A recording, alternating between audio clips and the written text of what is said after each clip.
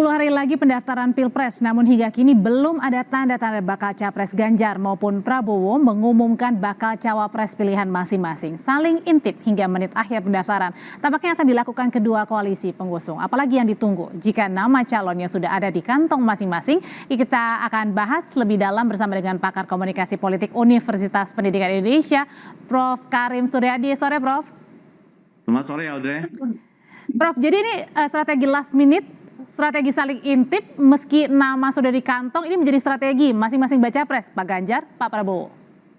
Iya, karena memang dalam teori komunikasi politik seringkali orang membandingkan antara apakah ada efek mengumumkan lebih awal dengan efek menunda ya.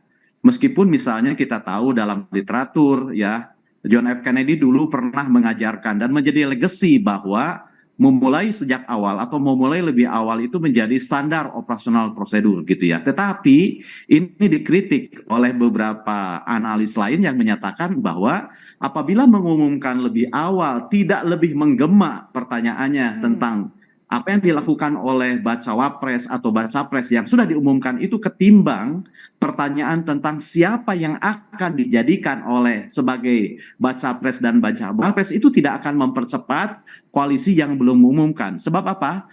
Sebab yang ingin diraih baik yang sudah mengumumkan maupun yang belum mengumumkan adalah merebut perhatian publik. Sebab intinya kan itu, intinya sama saja sih, komunikasi politik pun apapun bentuknya, hanya 3 sih pelurunya untuk memenangkan dukungan itu. Yang pertama, memberikan pengetahuan, pengertian tentang baca pres, bacawapres, itu sudah dilakukan.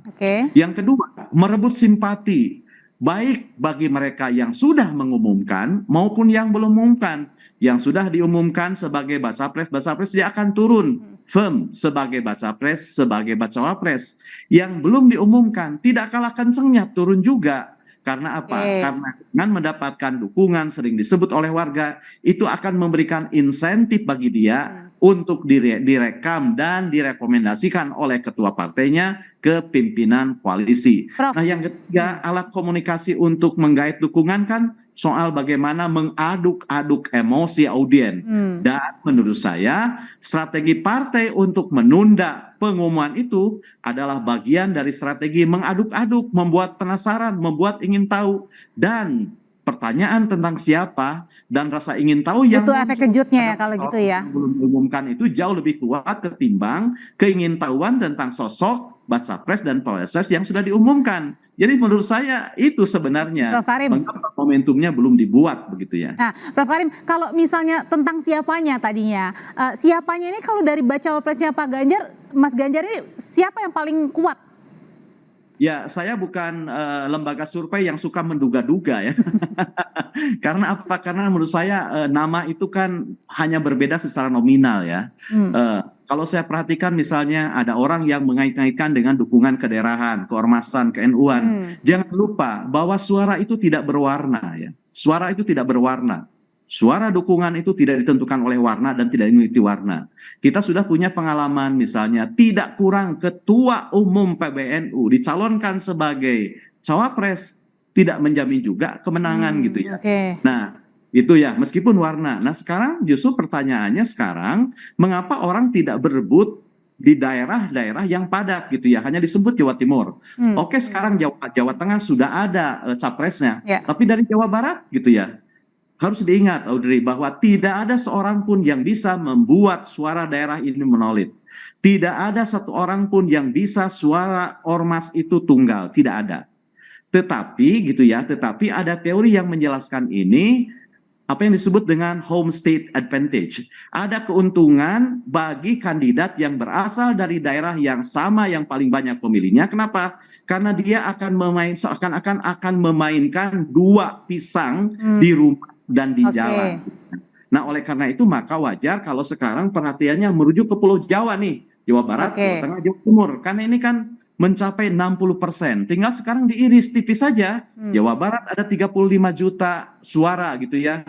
Kemudian Jawa Timur 31,4, Jawa Tengah 28,3 juta. Tapi Prof sebenarnya Prof Jadi lihat saran saya jangan bermain di lautan merah yang penuh darah. yang persaingannya tinggi gitu ya. Oke. Ini soal kejelian partai membaca sebenarnya wilayah mana yang paling menjanjikan dengan sharing tiket dukungan yang paling memadai begitu ya, dan daerah yang merindukan itu diwakili gitu. Oke. Prof, kalau gitu sebenarnya kesulitan itu karena kesulitan dari banyaknya sekian pilihan atau karena kesulitan masing-masing koalisi ini punya parpol jadi banyak masukan gitu, Prof? Saya lebih percaya asumsi yang terakhir gitu ya. Kenapa? Karena di Indonesia ini kan sekarang ini pemasaran politik, kalkulasi politik capres dan cawapres ini terfokus pada figur. Itu yang pertama. Yang kedua, figur yang dinominasikan sebagai capres cawapres itu adalah juga ketua umum. Jadi sekarang ketua umum partai politik umumnya memborong tiket.